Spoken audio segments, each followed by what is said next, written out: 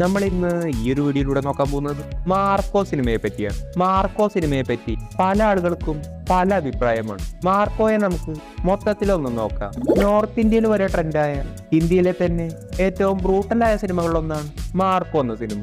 Marco സിനിമ കൊറിയയിലെ action violence സിനിമകളിൽ നിന്ന് ഇൻസ്പയർ ആയ ഒരു സിനിമയാണ്. മാർക്കോ സിനിമയുടെ സ്റ്റോറി നോക്കിക്കഴിഞ്ഞാൽ നമ്മൾ സ്ഥിരം കാണുന്ന ഒരു നോർമൽ റിവെഞ്ച് സ്റ്റോറിയാണ്. ഈ ഒരു സിനിമയിലെ ആക്ഷൻസും വയലൻസുമാണ് മറ്റ് സിനിമയിൽ നിന്ന് മാർക്കോ സിനിമയെ യുണീക്ക് ആക്കിയത്. അല്പം ബ്രൂട്ടലായ ഒരു ഫുള്ളി ആക്ഷൻ സിനിമ. ആ ഒരു രീതിയിൽ കാണാൻ പോയവർക്ക് തിയേറ്ററുകളിൽ മാസ് BGM കൊണ്ടും ഫൈറ്റ് സീനുകൾ കൊണ്ടും ഒരു മികച്ച തിയേറ്റർ എക്സ്പീരിയൻസ് ആയിരുന്നു മാർക്കോ എന്ന സിനിമ. എന്താണെന്ന് വെച്ചാൽ ഇത്രയും മികച്ച ഫൈറ്റ് കോറിയോഗ്രഫി ഉള്ള സിനിമ മലയാളത്തിൽ അടുത്ത കാലത്ത് അങ്ങനെ വന്നിട്ടില്ല. ബോളിവുഡിൽ കില്ല് പോലുള്ള സിനിമകളിലെ ആ ഒരു സ്റ്റൈലിലുള്ള ആക്ഷൻ സീനുകളായിരുന്നു മാർക്കോ സിനിമയുടെ. പക്ഷേ കില്ല് സിനിമയിൽ ഇത്രയും ബ്രൂട്ടാലിറ്റി ഇല്ല. മാർക്കോ സിനിമയിലെ ഓരോ ബ്രൂട്ടൽ സീനുകൾക്കും കാരണങ്ങൾ കൊടുത്തിട്ടുണ്ട്. മാർക്കോ സിനിമയിൽ നമുക്കറിയാം ഏറ്റവും കൂടുതൽ ബ്രൂട്ടൽ സീനുകൾ വരുന്നത് സൈറസ് എന്ന മെയിൻ വില്ലൻ വന്നതോടുകൂടിയാണ്. പിന്നീട് നായകന്റെ അല്ല വില്ലന്മാരുടെ ബ്രൂട്ടൽ സീനുകളാണ് കാണുന്നത്. ഇവിടെ വെച്ചായിരുന്നു ഈ ഒരു സിനിമയ്ക്ക് മെയിനായും രണ്ട് അഭിപ്രായങ്ങൾ വന്നത്. സൈറസ് എന്ന വില്ലനും ടീമും വില്ലനോട് ചെയ്തതിനേക്കാൾ ഡബിൾ പ്രതികാരം നായകനോട് ചെയ്തു കഴിഞ്ഞു. അതും നായകന്റെ ഫ്രണ്ടിൽ വെച്ച് തന്നെ നായകന്റെ ഫാമിലിയെ മൊത്തത്തിൽ അങ്ങില്ലാതായി.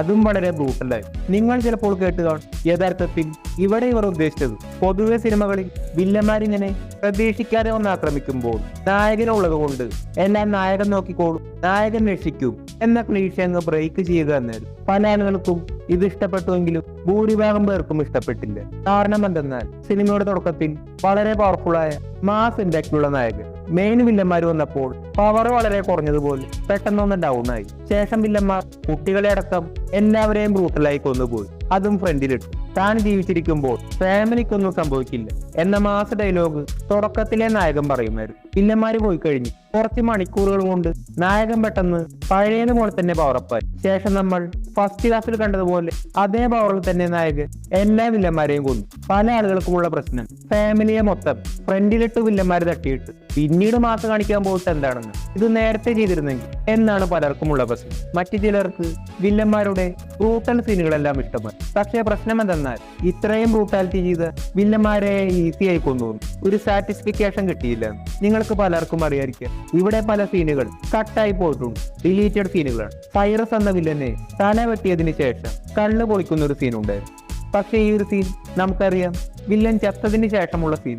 പലർക്കും വില്ലൻ ചെയ്തതുപോലെ ബ്രൂട്ടലായി സ്ലോ ആയി കൊല്ലണമെന്നായിരുന്നു. നമ്മൾ നോക്കേണ്ട ഒരു കാര്യം ഫുള്ളി ആക്ഷനായ വൺ മാൻ ആർമി മാസ് സിനിമകളിൽ അത് ഹോളിവുഡിൽ നോക്കിയാലും കൊറിയയിൽ നോക്കിയാലും ഒട്ടുമിക്ക നായകന്മാരും എല്ലാം നഷ്ടപ്പെട്ട് ഒറ്റയ്ക്ക് ജയിക്കുന്നവരാണ്. പക്ഷേ ഡിഫറൻസ് നായകന്റെ ഫ്രണ്ടിൽ വെച്ച് ഇത്രയും ബ്രൂട്ടലായി ഫാമിലി മെമ്പേഴ്സിനെ കൊന്നത് ഒരുപക്ഷെ മാർക്കോ സിനിമയിലേക്ക്. നമ്മൾ നോക്കേണ്ട മറ്റൊരു കാര്യം മാർക്കോ സിനിമയിൽ ഫാമിലിയുമായുള്ള ഇമോഷൻസ് വളരെ കുറവാണ്.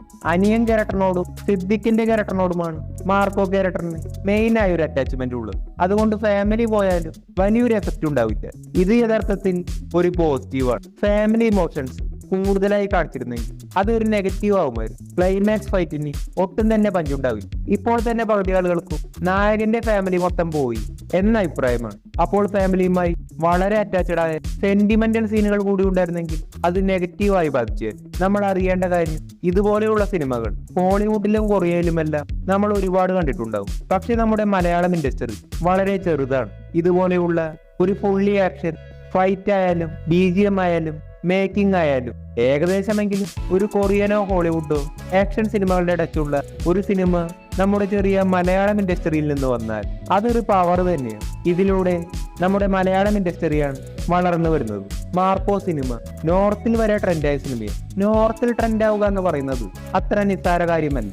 അടുത്ത കാലത്തിറങ്ങിയ ഒരു മലയാള സിനിമയും നോർത്തിൽ ട്രെൻഡായിട്ടില്ല.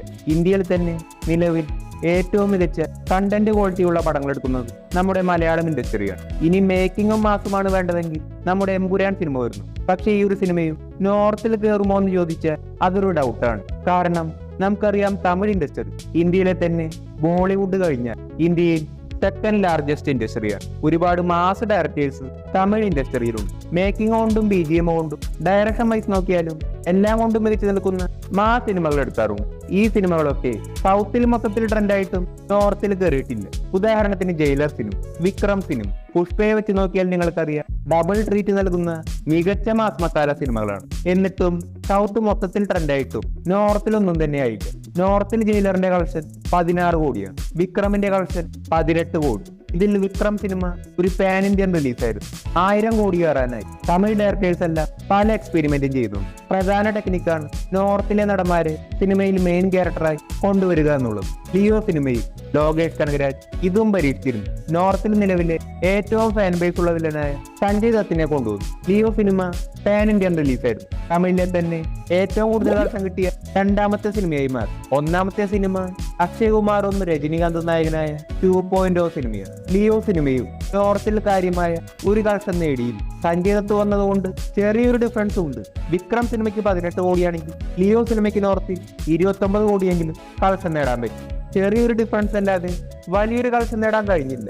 നോർത്തിൽ മാത്രം ഹിറ്റായാൽ അവിടെ നിന്ന് മാത്രം വേണമെങ്കിൽ 1000 കോടി വരെ കളക്ഷൻ നേടാൻ കഴിയും. തമിഴിലെ തന്നെ ഏറ്റവും കൂടുതൽ കളക്ഷൻ കിട്ടിയ ഒന്നാമത്തെ സിനിമ 2.0 സിനിമയാണ്. ഈ ഒരു സിനിമയിൽ നമുക്കറിയാം 2 സൂപ്പർ സ്റ്റാർസ് ആണ്. ഒന്ന് നോർത്തിൽ നിന്നും മറ്റൊന്ന് സൗത്തിൽ നിന്നും. 2.0 സിനിമ നോർത്തിൽ നിന്ന് 250 കോടി കളക്ഷൻ നേടി, മൊത്തം 800 കോടി. ലോകേഷ് കനകരാജ് തമിഴ് ഇൻഡസ്ട്രിക്ക് ആദ്യത്തെ 1000 കോടി ഉറപ്പാക്കാൻ വേണ്ടി കൂലി എന്ന സിനിമയിൽ അവസാനത്തെ ടെക്നിക്ക് ചെയ്യുന്നു. ബോളിവുഡിലെ തന്നെ സൂപ്പർ സ്റ്റാറിനെ കൊണ്ടുവരിക. ആമിർ ഖാനാണ് വരുന്നത്. എങ്ങനെ പോയാലും സിനിമ ഹിറ്റാണെങ്കിൽ 800 അല്ലെങ്കിൽ 1000 കോടിക്കടുത്ത് എന്തായാലും കയറും. ജയിലർ സിനിമയിൽ ഇത്തവണ നോർത്തിൽ നിന്ന് ഒരു സൂപ്പർ സ്റ്റാർ ഉണ്ടാവും. നോർത്തിൽ 1000 കോടി അടിച്ച സൗത്ത് സിനിമകൾ നോക്കിയാൽ എന്തെങ്കിലും ഒരു പ്രത്യേകത ഉണ്ടാവും. ചിലത് മേക്കിംഗ് ആവാം, ചിലത് മേക്കിങ്ങും വിഷ്വൽസും ആവാം. പുഷ്പ സിനിമ എങ്ങനെ കയറിയെന്ന് നമ്മളൊരു വീഡിയോ ചെയ്തിട്ടും. അല്ലാതെ നോക്കിയാൽ ചില പ്രത്യേകതയും. മറ്റൊരു കാര്യമാണ് ഫസ്റ്റ് പാർട്ടിനേക്കാൾ കൂടുതൽ സെക്കൻഡ് പാർട്ടായിരിക്കും നോർത്തിൽ കൂടുതലായി കളക്ഷൻ നേടുക. മാർക്കോ സിനിമയുടെ നോർത്തിലെ കളക്ഷൻ 12 കോടിയാണ്. നമ്മൾ നോക്കേണ്ടത് മാർക്കോ സിനിമ ഒരു പാൻ ഇന്ത്യൻ റിലീസ് പോലുമല്ല. ലിമിറ്റഡ് സ്ക്രീനിലാണ് ഇത്രയും കളക്ഷൻ നേടിയത്. മാത്രവുമല്ല നോർത്തിൽ ട്രെൻഡിങ് ആയിരുന്നു. പല സൂപ്പർ സ്റ്റാർസും ഈ ഒരു പടം കണ്ടിരുന്നു. നോർത്തിനെ പിടിക്കാൻ പറ്റിയ ഒരു പ്രത്യേകത ഈ ഒരു സിനിമയ്ക്കുമോ അതാണ് ഇന്ത്യയിലെ ഏറ്റവും വലിയ ബ്രൂട്ടൽ സിനിമ. ഇനി മാർക്കോ 2 വരുന്നുണ്ട്, മാർക്കോ 3 വരുന്നു. മാർക്കോ 2 എന്ന സിനിമ മികച്ചൊരു സിനിമയാണെന്ന് കരുതുന്നു. നോർത്തിൽ നിന്ന് അത്യാവശ്യം ഫേമസ് ആയ ഏതെങ്കിലും ഒരു ക്യാരക്ടർ ശേഷം പാൻ ഇന്ത്യൻ റിലീസ് വെച്ചെന്ന് കരുതുക. സിനിമ അത്രയും മികച്ചതാണെങ്കിൽ എങ്ങനെ പോയാലും ഏറ്റവും കുറഞ്ഞത് ഒരു 300 കോടിയെങ്കിലും കയറും. നോർത്തിൽ വലിയ രീതിയിൽ ഹിറ്റായ ഏകദേശം 600 കോടിക്കടുത്തെങ്കിലും കയറാം. വയലറ്റ് സിനിമകൾ 1000 കോടി എന്നത് വലിയൊരു ടാസ്കാണ്. കാരണം ഫാമിലി ഓഡിയൻസ് ഇല്ല. എങ്കിലും വലിയൊരു കളക്ഷൻ തന്നെ നേടാം. അങ്ങനെ നിലവിൽ വലിയ പൊട്ടൻഷ്യലുള്ള മോളിവുഡിലെ ഒരു സിനിമയാണ് മാർക്കോ. മോളിവുഡിൽ നിലവിൽ നോർത്തിനെ പിടിക്കാൻ ചാൻസ് ഉള്ള 2 സിനിമകൾ, ഒന്ന് മാർക്കോയും മറ്റൊന്ന് എമ്പുരാനുമാണ്. എമ്പുരാൻ സിനിമയുടെ പകുതി ഡയലോഗും ഹിന്ദിയിലാണ്. എന്തൊക്കെയായാലും മലയാളം ഇൻഡസ്ട്രി വൈകാതെ തന്നെ വലിയൊരു വിജയത്തിലേക്ക് എത്തുമെന്ന് നമുക്ക് പ്രതീക്ഷിക്കാം.